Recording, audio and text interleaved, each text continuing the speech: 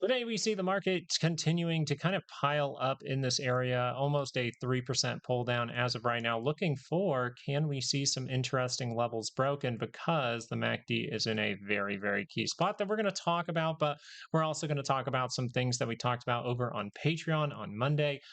We are going to discuss some of the signals going on with volatility. We were discussing this signal right here leading to some kind of drop, right? The 30-minute divergence. We will go over that in this video, but I think the market is at a very interesting spot as of right now, going into some key things, right? We're going into a key moment tomorrow being the FOMC. You will get the FOMC minutes about 2 hours before the close. So you want to look at this and make sure it's on your time. For me, Central Time, that is 1 p.m. But we will get those FOMC minutes tomorrow. So very interesting. Now we discussed that Vixpiration is now. Pretty much you are in Vixpiration. You're in one of those weird months where Vixpiration is kind of happening after options expiration, but you have to be aware that Vixpiration is a time where if volatility is still at those lower-ish levels, right, you want to pay attention if there's some kind of scale up during Vixpiration. If you are seeing it scale up and up and up, they do reprice those options for a moment. So just be aware of that. We will go over that more thoroughly when we actually go through the VIX signals, but I think it's important we get you guys those daily expected moves and talk about what's going on the SPY first, right? We did a lot of discussion about the macro side of things. I mean, look at this, guys. This is fantastic. And this kind of proves, especially if you're new and you've only watched a few videos, you don't know how we react around these monthly expected moves most of the time. You will see them as some of the best support and best resistances that anyone can ever show you, right? This is what I found throughout my trading. This is why I shout them from the rooftop and tell you these things will really help you. And if you can really learn how to trade around them, it can be very beneficial because this is a very obvious take profit level because you have that monthly expected move. 748.72 to the upside was the monthly expected move. This is your 68% zone all down in here, and you only have like a 32% chance to land outside of that area. So as you get to this level, you have to look at the market and say, has it become more risky? Has it become that they're, at least from the options data standpoint, which is some of the best resistance, best support in the game, is there more reward available here or is there more risk? And as of right now, with the signals that we pointed out over the weekend, there was more risk. We obviously saw that. We can see that even from the SPY, which we've mentioned many, many times. And we actually mentioned it before it even happened that how would the SPY like to get to that monthly move? Well, the Qs had already gotten there. So the Qs might do a little 2 hour pullback to then shoot the SPY up so we can tag it. And then that's where risk becomes very, very heightened. And it would create a divergence in the near price action. And guess what? You do have that divergence on the MACD. You have divergence there on the RSI at the same time. This can lead to a daily cross down, and that is what we have at this point. So as of right now, you're looking at this and the market is kind of saying, hey, we're going to pull back in some way, right? We're going to pull back in some way. Is it going to be a retracement? I think the dollar is suggesting that it could be a retracement. Maybe we'll go over that at the very end of this video. I think volatility has an argument for it being a big retracement at this point, but we know one thing here, the daily MACD is very positive. So even if we go through something bloody, I want you to still have a cool head and just understand that until we see like a lower high from the daily, or until you see some kind of divergence from the daily, you can't really be talking about the weekly crossing down here. I just wanted to point that out early on in the video. Your daily expected moves for tomorrow, we have an event going on during the day, so we have to be aware of it. To the upside here, we have 740.46. Days like at the FOMC are known with these FOMC. Pretty much anything to do with the Fed, you want to pay attention to those second standard deviations. I will post the second standard deviation to Patreon tomorrow if we start to break these key levels that I have for you today. These are calculated using the options data, so this is your 68% zone for tomorrow. We have 740.46 to the upside. We have 727.08 to the downside. Look at that. 727.08 must be a very critical level, and these levels can act like magnets, especially when two are piled up. So you look at that and you go, wow, they are identical. The weekly and the daily are the exact same number this week, and I think that's very, very interesting. So I'm going to double check that. I like to double check it when things like that happen, and that is the truth. So that is your 68% zone for tomorrow. So let's read into these signals using the data that we have in front of us, using the price action we have in front of us as of right now, and be available to be adaptable to the market as price starts to prove itself in the market. Okay, that's very important. These things can change, but we know one thing, hey, the 2 hour MACD is by that center line. We have not decisively broken this low. We can easily see how the market would potentially want to roll down, especially with our daily expected move being there. We're below the 5 day. If we get some kind of move like this and it fails, that can be a problem for the market. And it could just mean a little bit deeper prices, and we have to continue to do our job. So, as of right now, you would say if the 2 hour is able to curl up, though, do I want to be bearish? And I would argue no, because most of the time when you do curl up by the center line, you will do what? You will test the high and potentially go make a new one. We can see that plenty of times during this entire run. We have seen plenty of 2 hour curl ups and they continue to make those new highs. So if this is curling up into positive territory, it means I need to be patient. I need to be patient for if this move is going to fail. I need to be patient if it's going to scale to the upside. The big thing here is not being overly bearish when seeing a bullish signal. Now, I'm not necessarily leaning towards that. I think something like this can take place, but it doesn't matter what I think. It matters what is proven in the chart. So being prepared for moves like this, markets like to move like this all the time. We could scale up into the event, get a surprise to the downside, right? We could scale up into the event and then get some kind of spike down that turns back around. FOMC days are a risky time to kind of trade because you can see kind of volatile moves during the day. So just be prepared for that. But one thing you know here is if the 2 hour MACD is curling up, then I don't necessarily want to be thinking that stocks are going to keep dropping initially. So we're going to continue to look at this.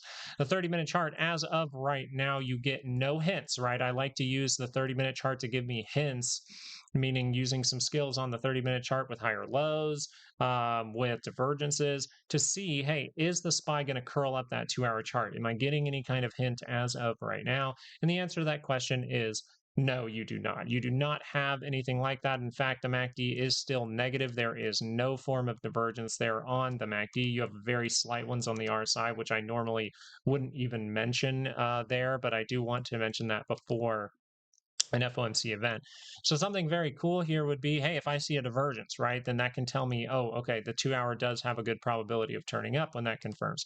Do I see a higher low over here, right? Do I see some kind of higher low like this? That can tell me that that 2 hour chart's going to curl up. So these are things that you really want to be aware of. If we're going to continue to see more downside, then we can see a bigger downside leg here. If you get the bigger downside leg, that would bring your MACD deeper, negating any form of divergence on the MACD and RSI, telling you, hey, I still would need to maybe remake those if this is going to turn in some way, or I would need to remake that in a higher low. And we can see how that would form in the future, right? If we get a spike down like this, well, we're going to do something probably like this to go to the upside. We can see that because of the skills that we do have. And I hope you are continuing to utilize this information. I really hope that this stuff is helpful to you. But as of right now, I think if the 30-minute MACD is able to turn down, your daily expected move is at the weekly. I think it will be a magnet for tomorrow. So just be prepared for that. But a lot of the time during FOMC, we can see, one reaction and then a completely opposite. So just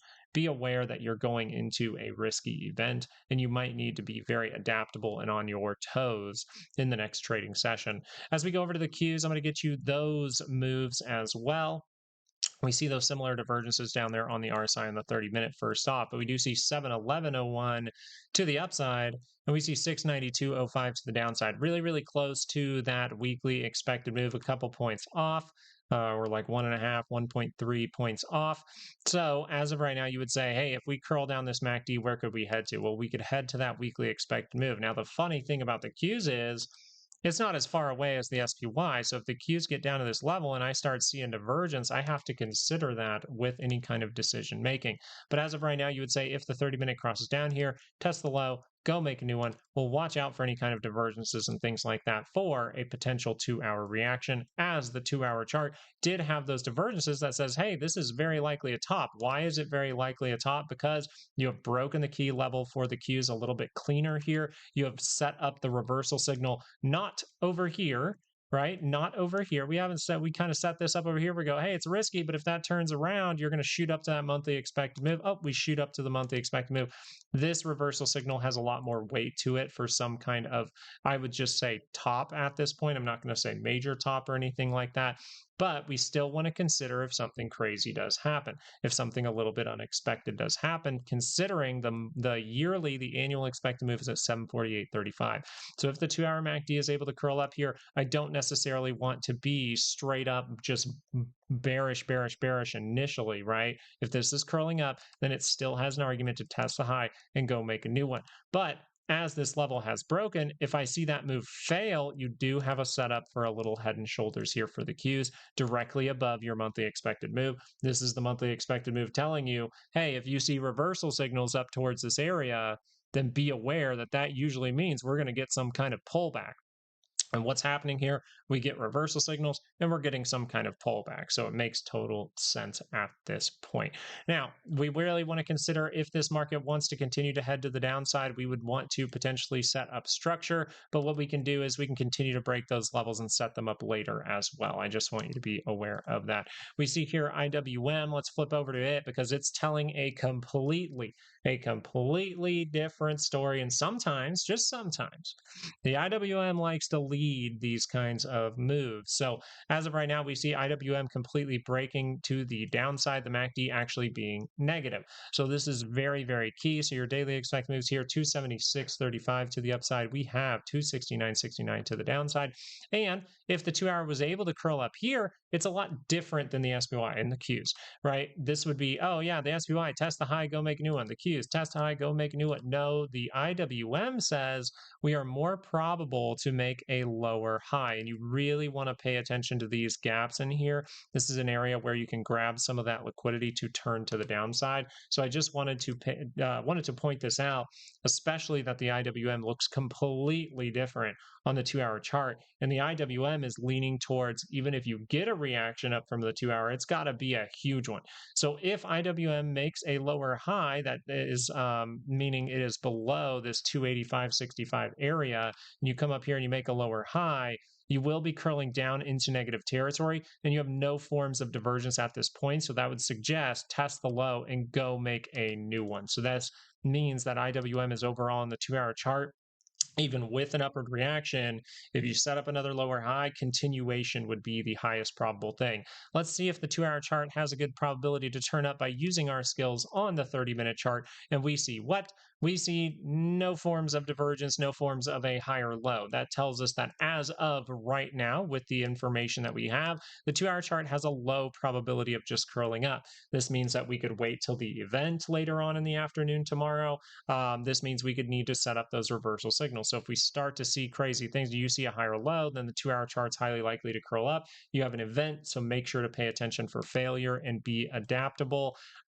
We like to call that trade like water on this channel, right? You move around the rocks. The FOMC is a rock in the stream, and you want to make sure to just be looking and analyzing and seeing which way that water's flowing so that you end up in the meadow and not in the sewer with the it clown. But as of right now, you would simply say what? If the 2-hour chart curls up, we already went over that. Lower high seems to be more probable.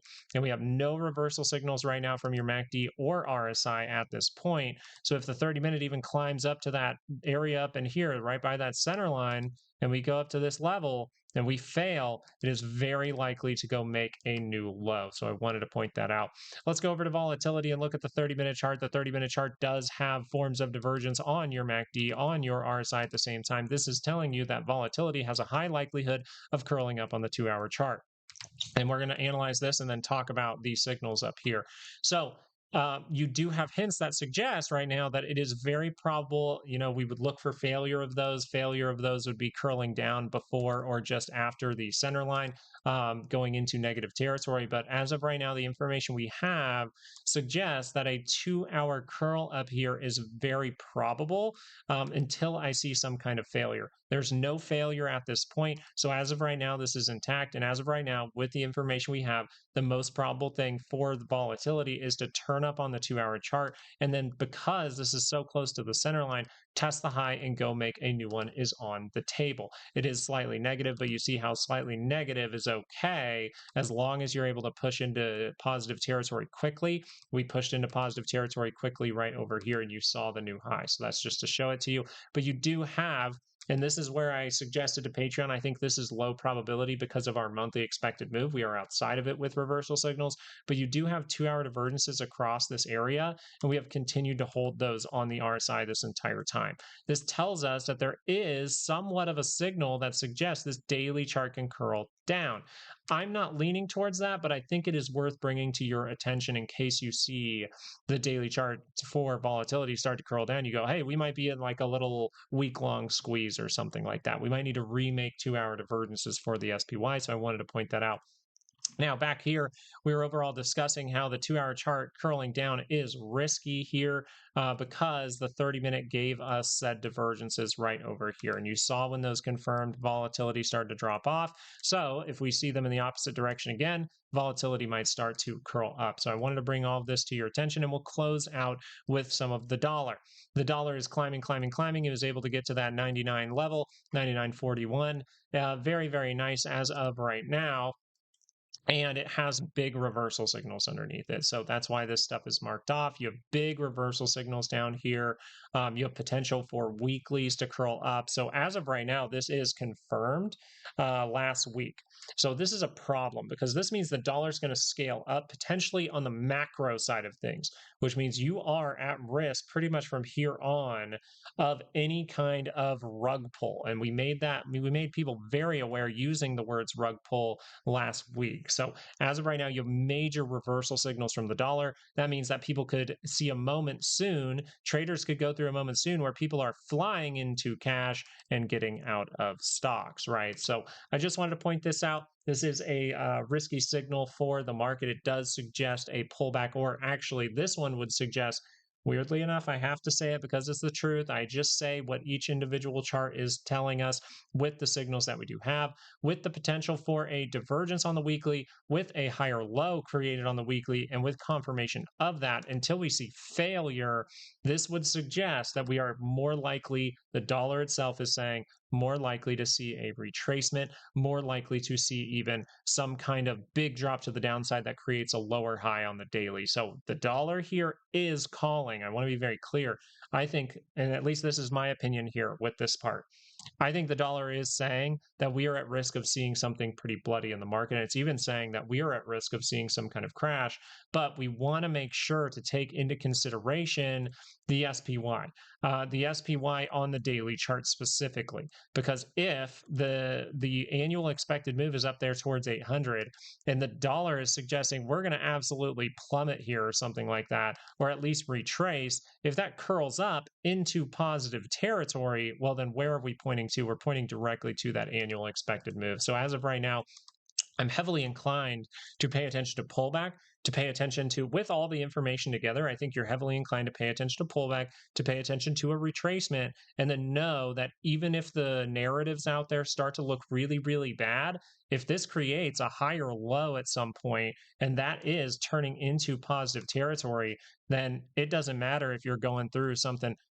kind of bad like over here and you curl to the upside, you are still very likely to continue to make a new high with this positive trend. So I wanted to point that out. Hey, thank you guys so much for watching this video. I hope that you found something helpful and you consider subscribing, or at least, watch a few of these videos to make sure that you can, but overall like this style, can start to understand these things a little bit better before maybe risking any kind of money or anything like that. Because the overall goal of this channel is to just help people be able to analyze markets so that they can understand how markets move over time, utilizing the key indicators, but also utilizing monthly and weekly and even annual expected moves so that you can really make money with any kind of strategy in any kind of market using this data. So I hope that this video was helpful to you. I hope you're paying attention to risk, but even if that risk shows up, if the SPY is able to carve out a higher low at any point on the daily, well, then we'll be mentioning that while everyone's probably screaming for downside, we will probably be talking about more upside and testing the high to go make a new one. on. So we'll pay attention to what the market proves itself over the next few days.